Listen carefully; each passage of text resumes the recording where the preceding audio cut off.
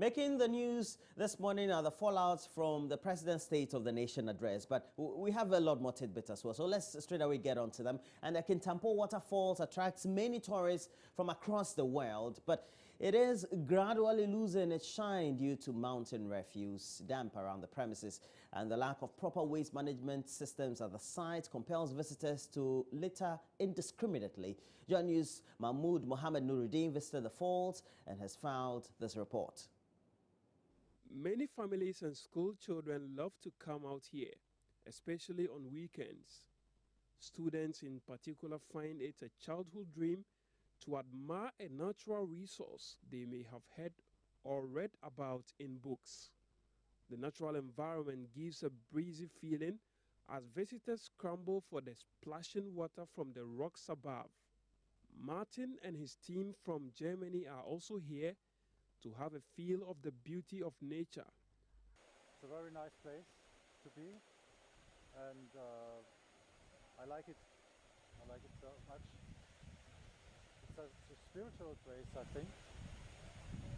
And we came from Accra to Kumasi, to Kintampo, and here. And we love Ghana at the moment.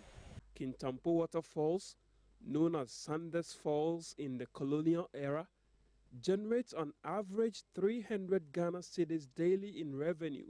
This means it generates just about enough to maintain itself and attract more visits.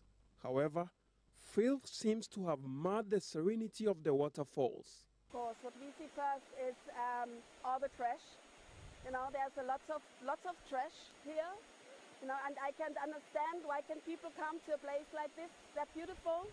People who like nature, who worship nature, and just throw their stuff away everywhere. You know, and I think I don't know. Maybe when people come, maybe you should make some kind of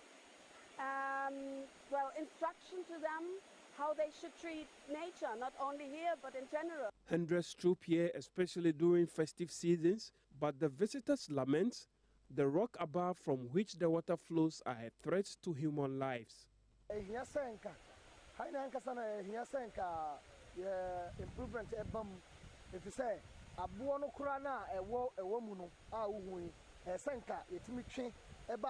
There is a need for government to get the stones out of the water to make it conducive for tourists to swim in it.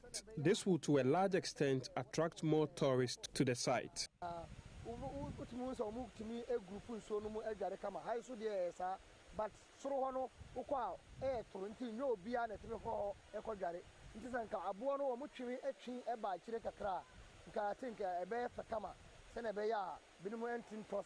Authorities need to fix this problem to uphold the beauty of this tourist attraction in the Brong-Ahafo region.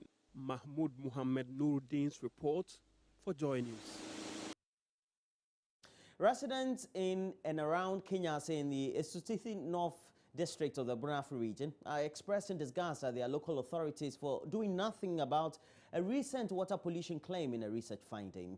The residents said the district assembly should have acted swiftly in holding back the provision of potable water in the areas mentioned in the research report until the right thing was done. We bring a report by Nesta Kafui-Ajuma.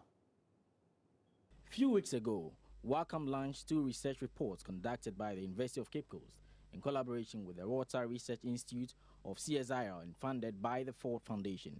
The reports indicated that some water bodies in the New Mont-Ahafo mine concession have been polluted with arsenic and other heavy metals through the activities of mining companies. Results of the research findings also revealed the socio-economic effect of New Mont-Ahafo mine's operation on women have been largely negative. Kennedy Edueje, chairman of Omambu Tentin, an environmental advocacy group in Kenyasi No. 1, and others like him believe the stakeholders should have acted on the report by now. Newmont, Jumeku, Waha, Utu Gudiano, and Pembebrina, and the Natchin Como, Sir, a Quayan Namaso. We are currently facing environmental issues with regards to Newmont's mining activities in the area. We've had discussions with them as to the dangers the activities pose to our health. We were expecting to have an environmental monitoring team to check whether or not the cyanide being used is leaked into the earth, but it hasn't yielded any results. Wakam's research lately indicates that our drinking water is poisoned with cyanide. We therefore appeal to governments to resolve this issue. Any other NGOs, environmental institutions, say Meanwhile, people living in the community of Doma Kantinka near Newmont Ahafo Mine are appealing to the mining company to relocate them. At the time of our visit to the community, an argument had ensued between the residents and workers of Newmont over the operations of an excavator belonging to the mining firm. Newmont ba yamba temasino akwanya odi afaso no enye efise mining ba umema anase umpatema. We are not happy with the works of Newmont as the activities have affected our water bodies. Lately, they have been stealing our firewood. Due to the activities, all our roads have been blocked. We have spoken to our leaders, but it hasn't yielded any results.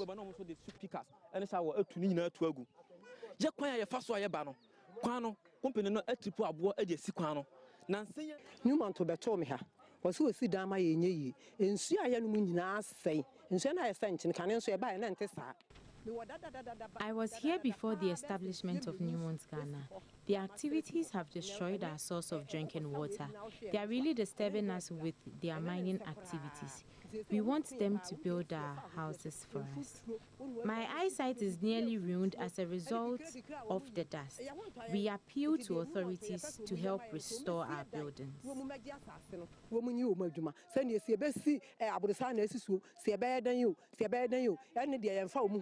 Communications manager of Newmont Ahafo Mine, Agbeko Kwame Azuma, in a telephone interview said the company has already compensated rightful land and property owners in their concession. However, stated Newmont Ahafo Mine is still committed to using dialogue to resolve all issues with aggrieved individuals in the area. Nestor Kafui, Ajoma's report. In other stories, Gender Minister Otiko Afisa-Jaba is demanding justice for an alleged female thief seen in a video being assaulted and subjected to abuse in Kumasi. Madam Otiko Afisa-Jaba has described the incident as a case of violence against women, which should not be taken lightly, and is therefore charging the police to bring the perpetrators to book. We spoke to the district command, the regional commander of Kumasi. We've also asked the social welfare department in Kumasi to go and find her. Apparently, she went to the police to report that she had been assaulted. She was given a hospital form, and they haven't seen her yet. And so we are going to work with the police. This is not something that we can do alone. To be able to find her and see if she's okay, and then let the rest of the process in terms of the due law take its place. In everything that we do, we must work with others and find out what actually happened to her. Then we can begin to address the issues. So we are working to find her and find out what is happening. But importantly, we must respect each other's rights and the dignity of women. And we cannot leave anybody out, especially women. One worrying feature that characterized the MPP's victory in the 2016 electioneering was, to some extent, the violence that has earmarked following that win, as attacks on members of the opposition, NDC, and the forceful seizures and takeovers of some state installations and properties have become rampant. And there have been several calls by the public and civil society organizations for the president to make a public pronouncement calling his party faithful to order. That call eventually came off when the president delivered his first State of the Nation address on Tuesday, except that the opposition NDC seems not impressed. We'll bring a lot from Latif Idris.